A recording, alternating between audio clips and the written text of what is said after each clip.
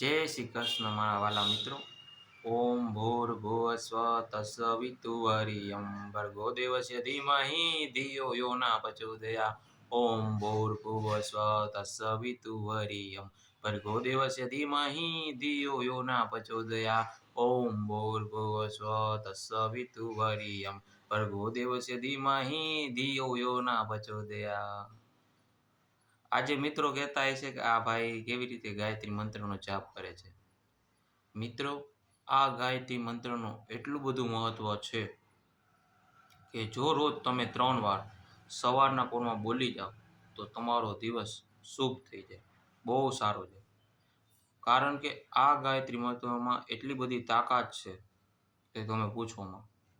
કોઈ પણ જાતના નેગેટિવ વિચાર આવતા હોય, કોઈ પણ જાતનો માઇન્ડ ડાયવર્ટ થતો હોય, બસ આ મંત્ર 1 વાર 2 વાર ને 3 વાર બોલી જાઓ એટલે તમારા બધા પ્રોબ્લેમ, તમારી બધી નેગેટિવિટી દૂર થઈ જાય.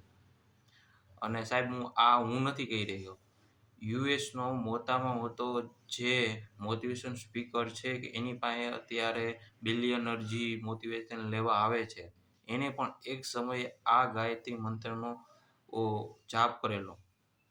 ત્યારે બધા વિચારમાં પડી ગયા કે આ તો ઇન્ડિયાનો છે.